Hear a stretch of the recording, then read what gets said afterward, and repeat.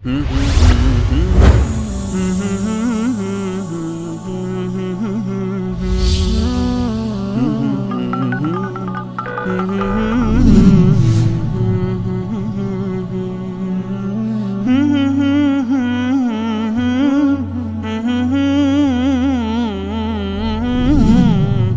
علیکم، خسته نباشه. حمید از ایران. ما فقط میخواستم با اونایی که فوش میدن یا حرف بد میزنن بگم واقعا خجالت بکشید. منم یه شیعه هستم. خیلی از زمانی که شما شده که فوش دادن و حرف چرنده، حالم از شیعه و شیعه‌گری به هم میخوره. اگر ادعا میکنیم که واقعا پیرو علی و 12 امام هستید، چرا فوش میدید؟ منطق، سند، مدرک بیار. همینطور که آقای انصاری، شبکه جهانی وصال.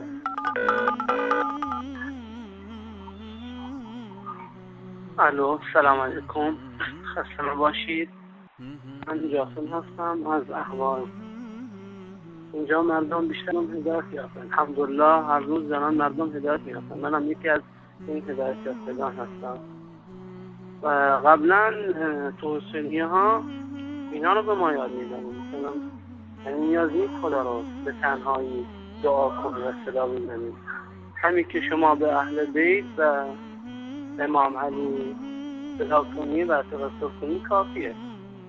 خب بعد میگن که قرآن ناقصه. قرآن توسط صحابه ناقص شده و کامل نیست و قرآن اصلی نزد امام علیه که در آخر زمان، یا مهدیه که در آخر زمان میاد و قرآن رو به امت میده که دیگه چه لازمه دیگه آخر زمان. قرآن برای هدایت بشره. بعد هم میگن سب صحابه و امهات المؤمنین اجر هم داره، نه فقط سبیلین بلکه اجر هم داره. اجرش هم بیشتر از صلوات فرستادنه. و منطقی دیگه هم که دارن، هر چقدر که خودتون رو آزار بدین، اذیت کنید، به خودتون صدمه بزنید، یعنی حسین و امام علی و فاطمه از شما راضی میشه و خوشنود میشه. هر چقدر براشون گریه کنی، گریه‌زاری کنی، با خودتون عذاب بدین، اذیت کنی، ازتون راضی میشه و در آخر براتون شفیع میشن. اینا چیزایی که به ما یاد دادن تو حسینی ها این بوده. و الحمدلله من از برنامه تو که خیلی خوشم اومد و برنامه جالبی و کشف حقیقت شیعه و شیعه‌گری هدایت یافتم. از همین برنامه شما هم هدایت یافتم و خیلی از شما ممنونم و امیدوارم که برنامه‌های بیشتر انجام بدیم در خصوص کشف حقیقت تشیع و شیعه‌گری. مشرکین مکه به حضرت محمد گفتن که هر چی میخوای ما بهت میدیم، فقط این کلمه توحید رو شما نگی، شما به مردم نگی، مردم رو به توحید دعوت نکنید، چون این ثروتشون، تجارتشون همش با شرکیات بود. هر چی داشتن از همین شرکیات بودن. و این جماعت که شیعه امروزی نسخه پیشرفت شده همین مشرکین مکه هستن.